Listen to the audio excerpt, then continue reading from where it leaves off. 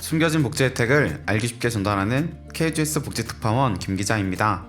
오늘은 개인적으로 마음이 따뜻해지는 소식을 가지고 왔는데요. 기존 복지제도들은 아동, 장애인, 노인 등 취약계층에 집중되어 있습니다. 하지만 지원이 누구보다 필요하지만 소득 기준이 모호하게 높아서 지원받기 어려운 경우도 있었습니다. 특별히 가족 중에 아프거나 불편한 사람이 있어서 지속적으로 돌봐야 하는 상황이라면 돌봄도 해야 하고 또 생계를 위해 직장도 가져야 해서 정말 도움이 필요하지만 복지 혜택을 받지 못하는 경우도 있었습니다. 오늘 소식은 이런 분들을 위한 소식입니다. 정부에서 8월부터 새로운 제도가 시작되는데요. 이번 제도는 소득 기준을 없애서 소득과 관계없이 누구나 지원받을 수 있습니다. 지금부터 새로 시행되는 제도를 소개해드리겠습니다. 몰라서 못 받는 복지 혜택, 이젠 놓치지 말자. 구독과 좋아요, 알림 설정을 눌러주시면 보다 빠르게 소식을 받아볼 수 있습니다. 가족 돌봄 청년이라고 들어보셨나요? 어린 나이에 가족의 생계를 책임지는 청년들을 말하는데요. 미래를 준비해야 할 시간에 충분한 준비를 하지 못해서 환경과 재정의 어려움이라는 악순환 속에 빠져 있는 경우가 많습니다. 가족 돌봄 청년들은 우울감이 평균보다 7배 이상 높다는 연구 결과가 있을 정도입니다. 홀로 아픈 중장년, 홀로 가족의 돌봄과 생계를 책임져야 하는 중장년들도 마찬가지입니다. 질병, 부상 등으로 고립을 경험하는 중장년과 가족 돌봄 청년은 일상에서 도움이 필요하나 연령 또는 소득 기준 등 기준에 부합하지 않아서 서비스 사각지대에 놓여 있었습니다. 앞으로 중장년과 가족 돌봄 청년도 도움이 필요하면 정부가 제공하는 돌봄 서비스를 받을 수 있게 됩니다. 보건복지부는 지난 5일 돌봄이 필요한 중장년과 가족 돌봄 청년을 대상으로 소득에 따른 제한 없이 사업지역 내에 대상자 누구나 신청이 가능한 일상 돌봄 서비스 사업 계획을 발표했습니다.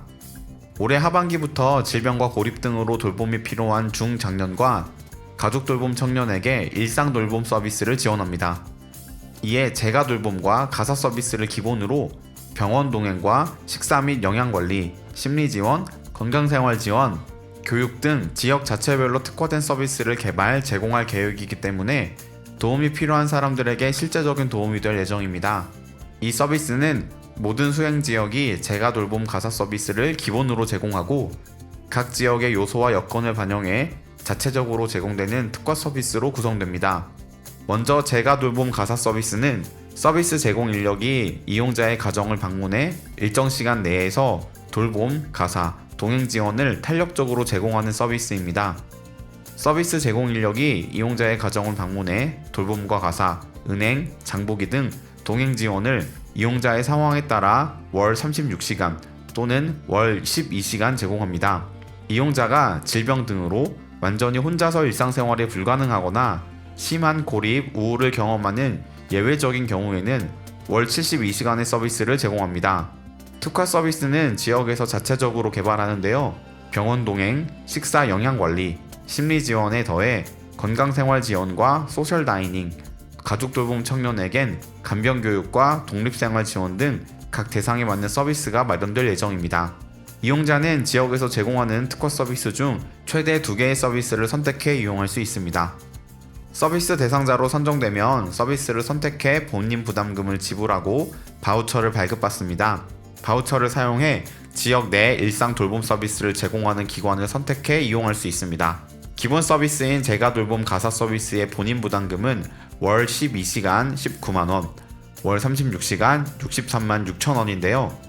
기존 중위소득을 기준으로 본인 부담금 비율이 달라집니다. 기초수급자와 차상위 계층은 본인 부담금이 전액 면제되어 무료로 이용할 수 있습니다. 기존 중위소득 120% 이하는 부담금의 10%, 63,600원, 120%에서 160%는 20%, 127,200원만 부담합니다. 기존 중위소득 60%를 초과하는 중산층 대상자는 본인 부담금 100%를 내면 서비스를 이용할 수 있습니다. 특화 서비스는 서비스 종류마다 월 12만원에서 25만원 내외인데 기초수급자 차상위 계층은 5% 부담, 기존 중위소득 120% 이하는 20%, 120%에서 160%는 30% 부담합니다.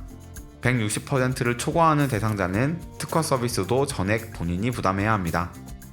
신청하는 방법은 간단한데요. 서비스 이용을 원하는 사람은 읍면동 행정복지센터에 신청하면 됩니다. 대상자는 소득 수준보다 서비스가 필요한 정도에 따라 선정됩니다. 중장년은 고독사 위험군 등에 우선 제공하는 게 원칙이고, 정부는 가족, 친지, 동거 여부나 질병, 부상, 장애 유무 등을 따질 예정입니다.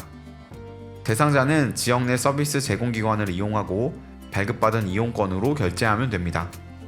이달 중 지방자치단체별로 누리집을 통해 사업 시기를 안내한 뒤 8월부터 신청받을 예정입니다. 지역별로는 서울 서대문구와 부산 영도구 등 전국 12개 시도 37개 시군구부터 시작합니다. 복지부는 올해 하반기 예상 196억 원을 들여 최소 6,000명 이상에게 서비스를 제공할 계획입니다. 정말 도움이 꼭 필요한 사람에게 이 서비스가 돌아갔으면 좋겠습니다.